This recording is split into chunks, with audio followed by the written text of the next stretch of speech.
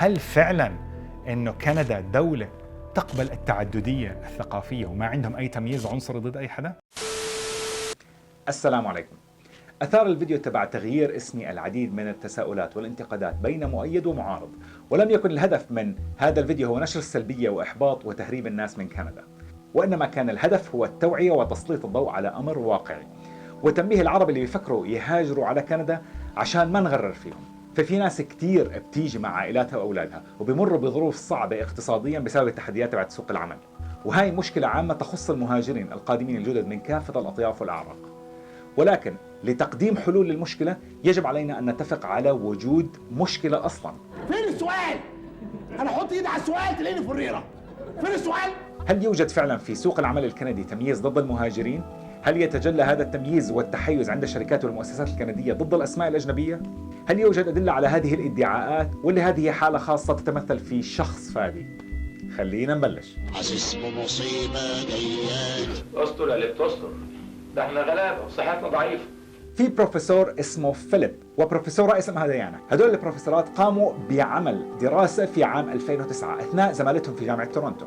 بهذه الدراسة تم تقديم آلاف السير الذاتية، قد تصل إلى 7000 سيرة ذاتية للحصول على وظائف في شركات بأكبر 3 مدن كندية: مدينة تورونتو في أونتاريو، مدينة مونتريال في كيبيك، ومدينة فانكوفر في بريتش كولومبيا. وكانت السير الذاتية لأشخاص يحملوا أسماء آسيوية، يعني بين صيني وهندي وباكستاني، وبعدها قاموا بتقديم نفس السير الذاتية لنفس الأشخاص بنفس المؤهلات مع تبديل الأسماء لتعكس أسماء كندية لنفس هاي الشركات. وكانت المفاجأة بأنه يتم معاودة الاتصال لإجراء مقابلات مع أصحاب الأسماء الكندية بنسبة تزيد 35%. You understand this number? I understand this number. وبعدها قام البروفيسور فيليب وديانا بعمل دراسة مكملة لهذا البحث الأولي بهدف فهم سبب هذا التمييز بين مقدمين الطلبات، وهل هو نابع عن تحفظ أصحاب العمل لعدم قدرة مقدمي الطلبات على أداء الوظيفة وإنتاجيتهم، أو بهدف التمييز العرقي والعنصري ضد المهاجرين بقصد أو دون شعور. ولما سألوا مدراء التوظيف ليش يتم التمييز ضد المهاجرين أصحاب الأسماء الآسيوية اللي هي موضوع الدراسة، كان الجواب بأنه أصحاب العمل عندهم تحفظ اتجاه المهاجرين لاعتقادهم بأنه المهاجرين غير قادرين على إتقان اللغة الإنجليزية وعدم إلمامهم بالمهارات الاجتماعية، وهو ما كان يتناقض مع المعلومات المتوفرة لدى الباحثين، لأنهم وجدوا أن هدول المهاجرين عندهم إلمام باللغة وكافة المهارات الاجتماعية المطلوبة للانخراط في سوق العمل الكندي، إضافة للتحصيل العلمي الذي قد يكون بنفس المستوى أو أعلى من العديد من الكنديين الذي تم اختيارهم لهذه الوظائف. هذه الدراسة انتهت بتقديم تقرير في شهر فبراير من عام 2012 مكون من 53 صفحة بعنوان Why do some employers prefer to interview Matthew but not سمير؟ لماذا يفضل أصحاب العمل إجراء مقابلات لتوظيف شخص اسمه ماثيو وليس سمير؟ وخلصت الدراسة للنتائج التالية. أولا، المتقدمين على الوظائف من حملة الأسماء الآسيوية تكون فرصتهم أقل بنسبة 32% في الحصول على مقابلات التوظيف من حاملين الأسماء الكندية، حتى وإن كانت مؤهلاتهم الكندية متطابقة وتحصيلهم العلمي من كندا. ثانيا، المتقدمين على الوظائف من حملة الأسماء الآسيوية تكون فرصتهم أقل بنسبة 45 ل 60% في الحصول على مقابلات التوظيف من حاملين الأسماء الكندية إذا كانت مؤهلات الآسيويين الجامعية من خارج كندا، يعني من دولهم اللي هاجروا منها. ثالثا، يتم التمييز ضد حملة الأسماء الآسيوية بنسبة الضعف في المؤسسات الصغيرة بالمقارنة بالمؤسسات الكبيرة اللي فيها 500 موظف وما فوق. رابعا، أصحاب الأسماء الآسيوية بيكون عندهم فرصة أفضل في الشركات الكبرى إذا كانوا حاصلين على شهادة ماجستير من جامعة كندية، ولكن تكون مقارنتهم بالمقابل مع الكنديين الحاصلين على شهادة البكالوريوس فقط. ماجستير مقابل بكالوريوس. خامسا، بالشركات الصغرى حتى لو كانوا حاصلين على الماجستير من كندا تكون فرصة اختيار الآسيوي أقل بنسبة 30% تقريبا من الكنديين الحاصلين على شهادة بكالوريوس فقط. مش كل واحد وعالمه. قد يرى البعض أنه في كثير ناس نجحت بكندا من دون الحاجة لتغيير اسمائهم، قد يكون ذلك، ومن هدول الناس أخوي حسين الذي لا يتفق معي في وجهة النظر. في موضوع العمل ما واجهت تحديات على الإطلاق، بالعكس أنا أول ما وصلت على كندا أنا وجدت عمل بعد أسبوعين في صميم تخصصي، وهو كمان محتاج يغير اسمه، ولكن هذا يعود لموضوع التخصصات وعوامل أخرى، وراح أغطي هذا الموضوع في حلقات قادمة إن شاء الله. ومن قصص النجاح أيضا الدكتورة منى نمر، لبنانية الأصل، كبيرة علماء كندا ومستشارة رئيس الوزراء الكندي للشؤون العلمية ولم تحتاج لتغيير اسمها. رئيس الحزب الديمقراطي الجديد جاكميت سينغ وهو سيخي وينحدر من أصول هندية ومحتاج أنه يغير اسمه كمان. ومن أهم قصص النجاح على الإطلاق هي قصة وزير الهجرة الكندي أحمد حسين، محامي وسياسي صومالي الأصل، وهو من الحزب الليبرالي الحاكم، مواليد عام 1976، عمره 41 سنة. أصبح عضو في البرلمان الكندي بالحزب الليبرالي في أكتوبر عام 2015، ويشغل حاليا منصب وزير الهجرة والجنسية الكندي منذ يناير عام 2017، وهو كمان ما اضطر إنه يغير اسمه. عديها باقي.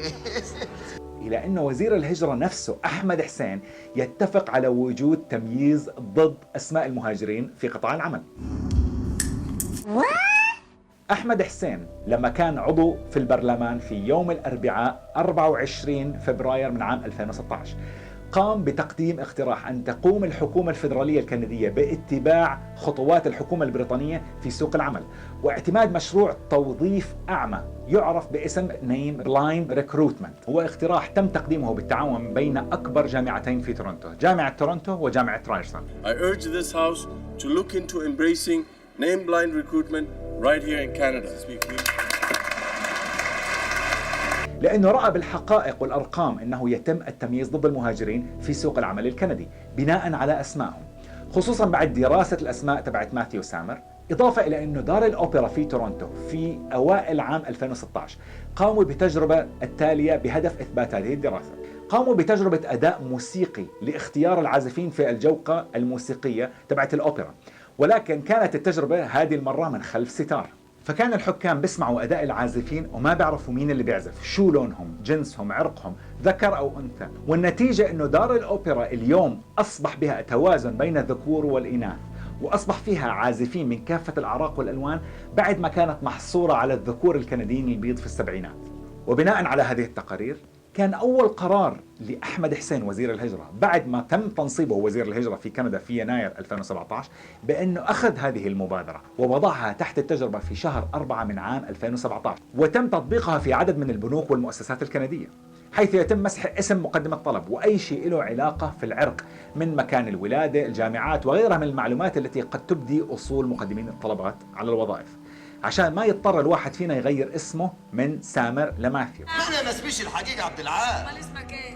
هاني ده يا ولد. وطبعا كانت هذه التقارير تهدف الى خدمه الفئه المعنيه في هذه الدراسه، والفئه المعنيه بهذا التقرير مش المهاجرين العرب وانما المهاجرين الاسيويين اللي قدروا يتحدوا مع بعض بصوتهم ويطلعوا للحكومه الكنديه متحدين برايهم. إضافة للتمييز بناء على الأسماء، في 5 أكتوبر 2017 يعني من قبل كم من يوم نزلت تقارير إضافية تدعم عدم وجود تعددية عرقية في الشركات الكندية بين النساء، يعني معظم الوظائف التي يتم إعطائها للكنديات البيض خصوصا في المناصب الإدارية. فنصيحتي للعرب اللي بيفكروا الهجرة إنه يبحثوا ويقرأوا أكثر بهذا الموضوع. هل كنا على ضلال؟ نعم كنا على ضلال. أنا نفسي قصرت وإجيت بناء على كلام الناس من دون ما أعمل بحث وقراءة. لهذا السبب أنا عم بشارك هذه المعلومات والحقائق عشان تبحثوا وتعرفوا إذا كانت الهجرة مناسبة لكم ولا لا. فأهم شغلة أنجزناها بعد هذا الفيديو People will read again. People will read again. الناس راح ترجع تقرأ مرة تانية.